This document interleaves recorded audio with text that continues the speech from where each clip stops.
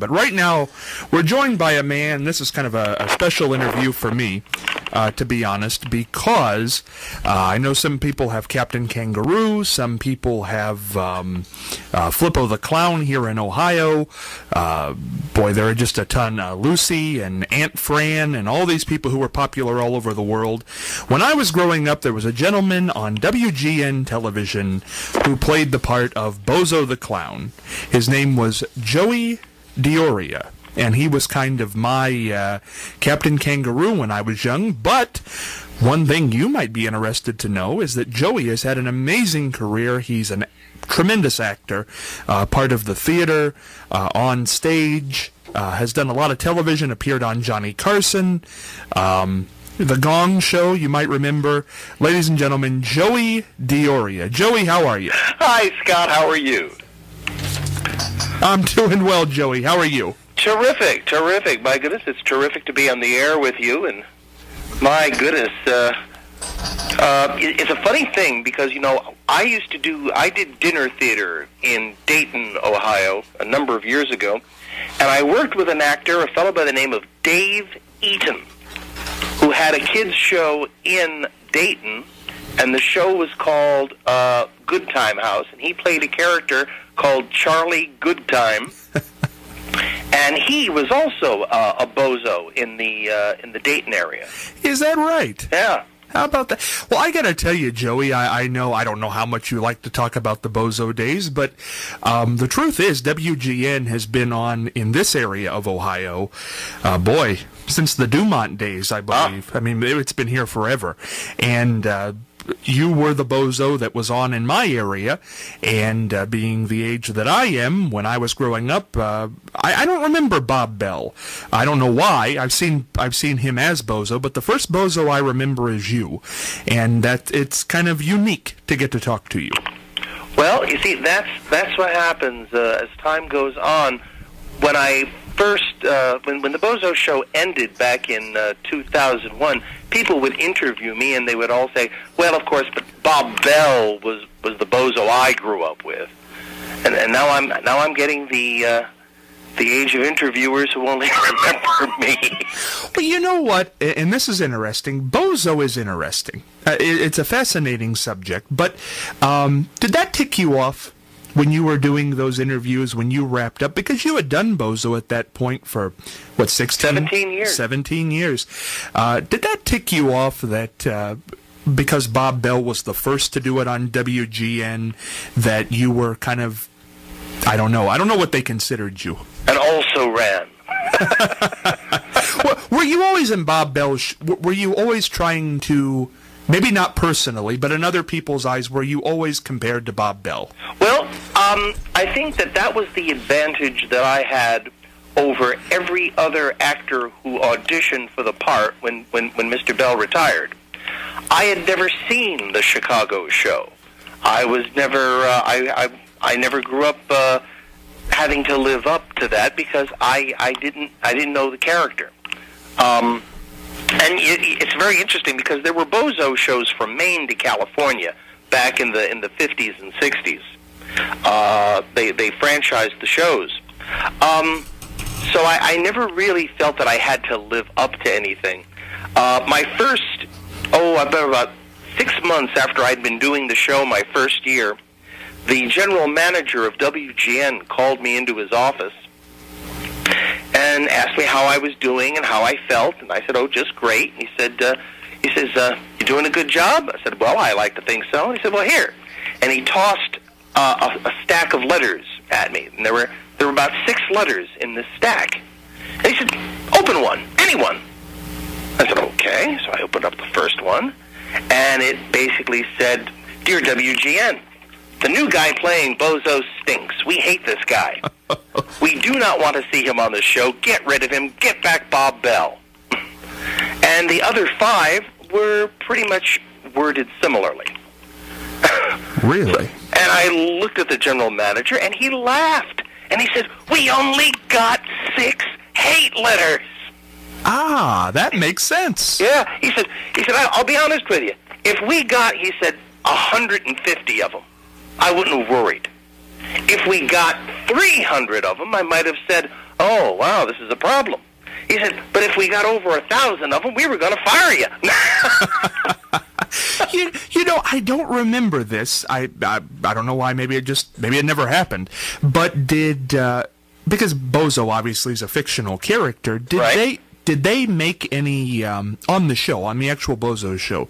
Did they shine any light on the fact that it wasn't Bob Bell anymore and that there was a new guy under the mask? No, there was an awful lot of national publicity when Bob Bell retired, and there was quite a bit of debate at the time of how they were going to do this. Al Hall, who passed away recently, he was the producer on the show for, oh my goodness, pretty much, I would say out of the 40 years the show was on the air, at least 30 of those he was the producer. He basically said that they didn't want to make any more of the change than they had to. He said that it was going to be obvious that unless they hired a guy who did a spot-on imitation of Bob Bell doing Larry Harmon's Bozo, that people were going to notice that there was a difference. So they just wanted to find a guy who would just do the best show that he knew how. Although it was interesting, a week after Bob Bell retired, a guy broke into he didn't break in. He came barging in to the studios in a Bozo costume, wig, nose, hair, suit, shoes that he had all made himself, that were a duplicate of Bob Bell's. And this guy was doing an imitation of Bob Bell. And just, the guards had to literally carry the guy out. But Al said that he was watching the guy, and he had obviously grown up with the show and knew the show so well that he was literally doing Bob Bell. And they said it was interesting. He said it was fascinating that the guy had Bob Bell's character down so much that he was able to do that. And he says, but then it got kind of creepy. Well, Joey, did Bob Bell or Larry Harmon, and for those who don't know, Larry Harmon owned till he passed away. But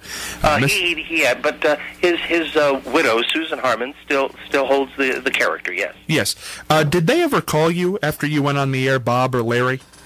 Well, I first met Larry Harmon about 3 months before I went on the air.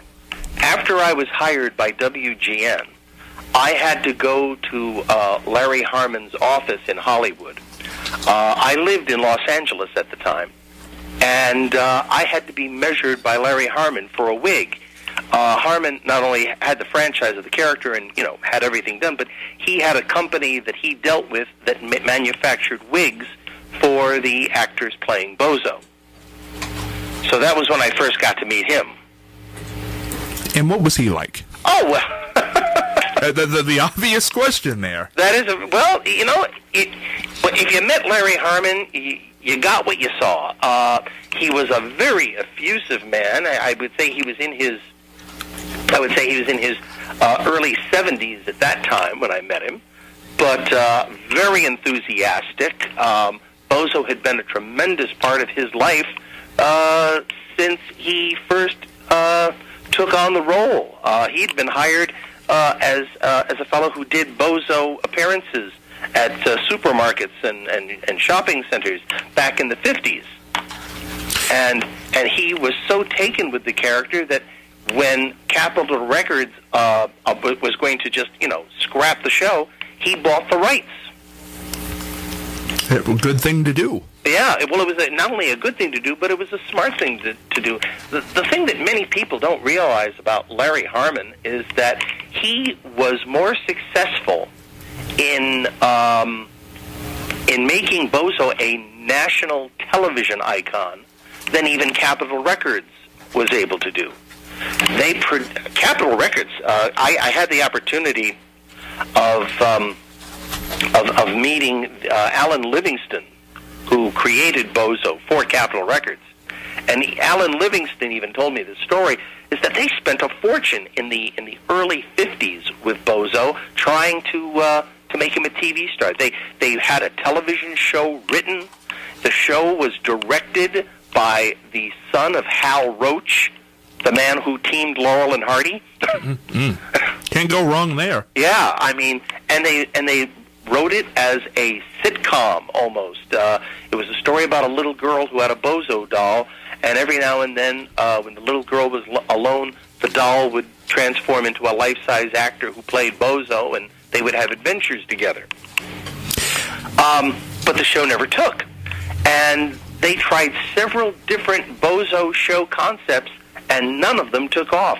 It wasn't until Larry Harmon franchised the show that Bozo became extremely successful. And Harmon filled a niche that no one else was able to do. He certainly did, and right up till the time he passed, very interested in the Bozo character, very protective of it. Very protective, very protective. The only, I would have to say, thing that I would ever fault Larry Harmon was the fact that he still maintained that 1950s television mentality, because none of the things that he ever spoke about to me seemed any different from what he'd been doing all those years. And television had changed so much, and the concept of theater had changed so much in regard to children's performances and children's characters, that it just seemed that it was the same thing.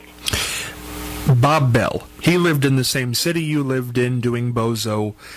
Did he ever comment on it? Well, Bob Bell lived in Chicago, but by the time I had come out there, almost 8 months had passed from the time that he had done his last show, and he and his wife had moved by that time to San Diego, California. So I did not meet Bob Bell pretty much my entire first season on the show. Really? Did he ever call you? No. None of that?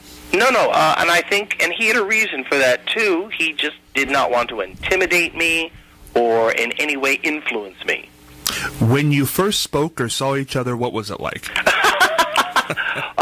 That's a bizarre story. Then I want to hear it. It was in the middle of one of the shows, and I'm doing the program, and I'm entertaining the audience, and I happen to look behind me, and there, standing where the cameramen and some of the technicians was a very distinguished gray-haired man in a three-piece suit, very dapper. And I'm thinking to myself, must be some Tribune Company executive, because they're all pretty much, laughing and kowtowing to him, and I could see he was an important fellow, but I didn't know who he was. And at one point, I found myself over by him while we were doing another segment on the show, and he kind of leaned over towards me and said, "How's it going, Boz?" And I said, "Oh, it's fine, going very well, very well. Are you enjoying the show, sir?" And he went, "Yeah." I said, "Well, I'm about to do something next called the Grand Prize Game. It was a pleasure talking and meeting with you." And I shook his hand and I left. As I walked away, he turned to one of the cameramen and went, "That silly son of a gun doesn't know who I am." And I heard that and I went, "Oh man, did I just insult some Tribune executive?" So during a break, he's still there, and I'm kind of in a hidden off area with Roy Brown, and I said, "Roy, who's the geezer in the suit?" Oh. And Roy said, "You don't know who that is?" I said, "No." He went, "That's Bob Bell." Oh, jeez. I went, "So that's Bob Bell." After that's a funny story. After that, did he like your Bozo? I guess very much. We had a great time because after the show was over, and after the audience had left, and I was out of makeup. We met at a restaurant. It was him and me and the producer Al Hall and Roy Brown. And as we're sitting there, I said, I have to apologize. I didn't know who you were. And he said, "Well, it suddenly dawned on me, why should you?" He said, "You've never seen me in anything but the Bozo outfit." And I went, "Yeah, that's true." He says, "Well, you're doing a great job." He says, "I wish you a lot of luck." He says, "It's been a lot of fun." He said, I wished I could have still continued to do the show. Bob had to quit because of health reasons. And he had a heart aneurysm, and that was why he left the show. You talked about meeting Larry Harmon before you started as Bozo. Once you had done it, did he like your Bozo? Larry Harmon, I'm trying to think. It never just came up. He would come to GN on pretty much regular basis to renew the contract with WGN. And that was pretty much it. I never really sat down and spoke with him again during my 17 years with the show. That's interesting. Joey, I know we got to let you go here in about 4 minutes. We've got Helen Thomas coming up. I didn't mean to talk the whole time about Bozo. Oh, it's quite all right. I wanted to talk about Johnny and the Gong Show, but because we'll have to have you back, and we'll talk more about that. But since we've kind of done a thing here on Bozo, I want to finish up on that. Tell me about Bob Bell's original cohorts became your cohorts, Roy Brown and Marshall Brodeen, Wizzo and Cookie. I tell you, I never had so much fun with a bunch of guys. It's terrific. You go into a strange city and you suddenly have a new bunch of friends. Roy Brown, I think the main thing with Roy Brown was that they had to find somebody to be Abbott to his Costello. They needed someone to be Hardy to his Laurel. And I think that the advantage that I had over many of the people who auditioned for the show was the fact that I understood the old vaudeville and burlesque style comedy that Roy and Bob Bell had done for so many years. During my first interview on the show, I went into WGN, and there was Roy sitting in the studio waiting for me, and he looked at me and he said, "I broke my leg in 3 places." And I said, "Don't go in those places." And he turned to producer Al Hall and he went, "So far, so good." Tell me about that wacky wizard, Marshall Brodeen. Marshall Brodeen, an incredible magician, a lighthearted, wacky man. I often said to my wife, I want to be Marshall Brodeen when I grow up. Because he was incredible. He made his fortune on the TV magic cards. Yes. And from there, he built an empire on magic tricks and magic sets that he would sell either online or in stores. And he had a wonderful life. He did what he did. He loved what he's doing. He's now I would have to say, retired now completely. But he still lives in Illinois. When Roy Brown, who eventually passed away, but when Roy and Marshall left the show, did it ever feel the same to you again? Well, there were a couple of transition periods where I always felt that Roy was going to come back. You know? Yeah. He had some very serious heart problems, and he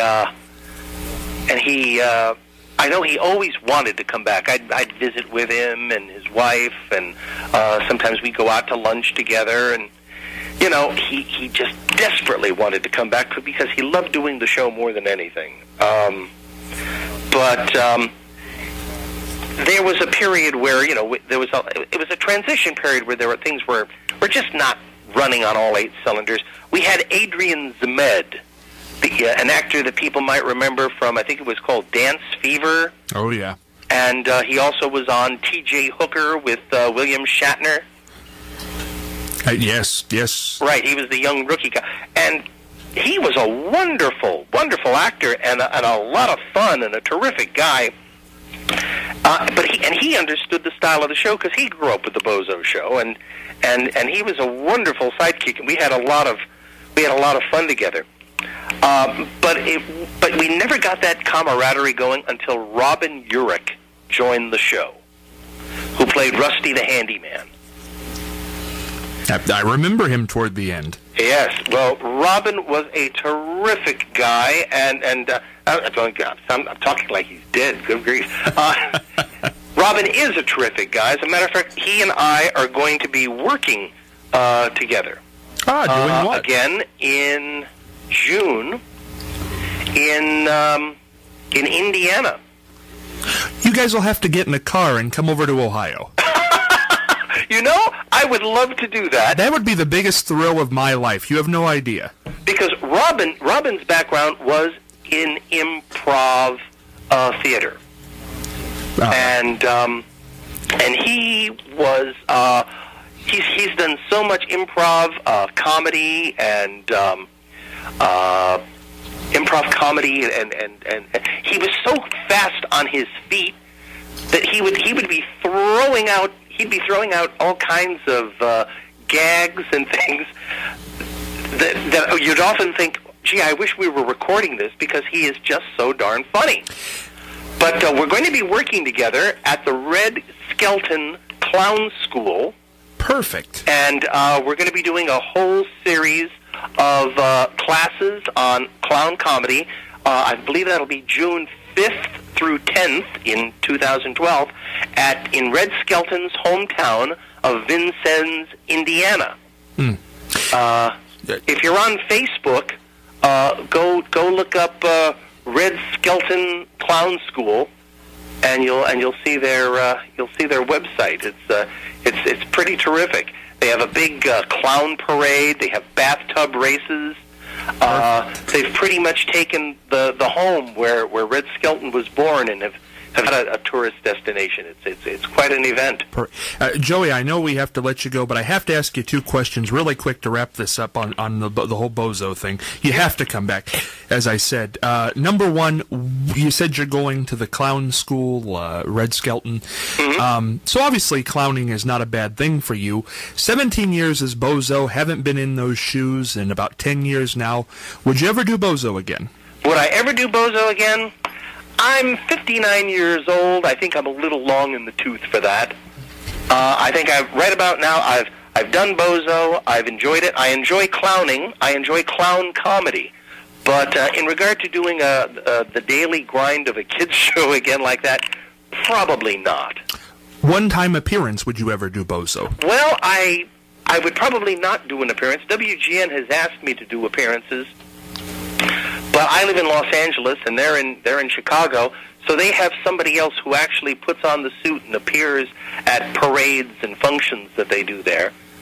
So I don't really see the point in it. If WGN was to do a special or something like that, I would probably suit up again and do it if they were going to produce something like that. But off the top of my head, I would probably have to say it's not likely to happen. So no. Do you have the suit? No, I don't have any of the materials. All of that stuff belonged to WGN. The only thing I still have is one of the noses. Final question here, Joey. I know we have to let you go, but the voice I'm hearing, and boy, this is radio, and the voice the listeners are hearing, obviously is not the voice that came out of BOZO's mouth. Just a quick one here. Where did that voice come from, and can you do the voice? Oh, yes, I can still do the voice. When I first started doing the show, I based the voice on Milt Larson, the owner and operator of the Magic Castle here in L.A., who did a voice right about here. And it was yep, that kind of thing. But eventually it slipped into my own voice, and eventually it got a little more adenoidal and came out right about here. And that was pretty much the voice that I did. My wife said that there was a thin line between me and BOZO, and for 17 years I slowly erased that line. Can you, right before we get out, can you do the voice and announce the grand prize game? Okay. So, are you all set for lots of fun and fabulous prizes? Well, get ready, because it's time to play BOZO's Grand Prize Game! Joey Dioria, you have no idea. You've made my night tonight.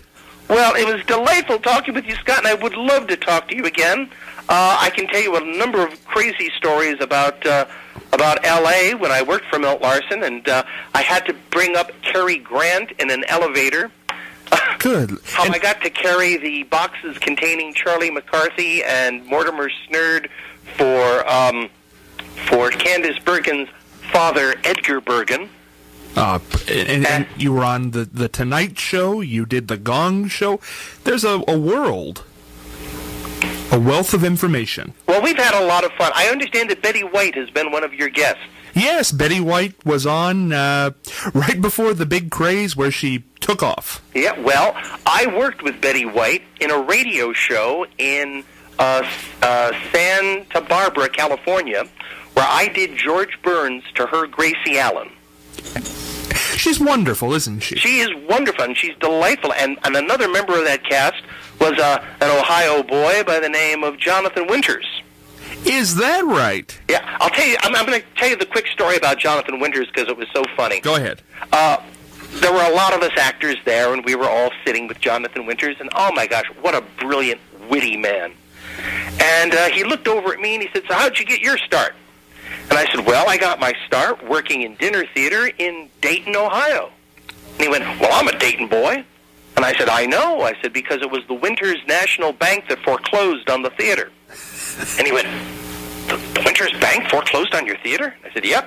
He goes, "Well, that was my granddad's bank." He said, "That would have pleased my mother. That old broad hated the theater." Jonathan he's brilliant. I mean, he's in another world. Oh, yeah. Oh, gosh. Joey, as I said, you have to come back. It's been wonderful, and there's so much more to talk about.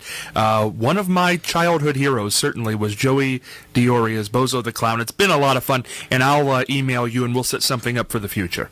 That would be great. It was very nice talking with you, Scott. Thank you, Joey. All right, bye-bye. Joey Diori, Bozo the Clown on WGN around 1984. I think he took over, and right up through the end, 2001. Going to take a quick break here and play a taped interview with Dean of the White House Press Corps, Helen Thomas, on the death of Muammar Gaddafi. I believe it's the only interview she did on this subject. Helen, take it away. Then we're going to come back with phone calls, Sean Kraft in studio, all kinds of good stuff coming up.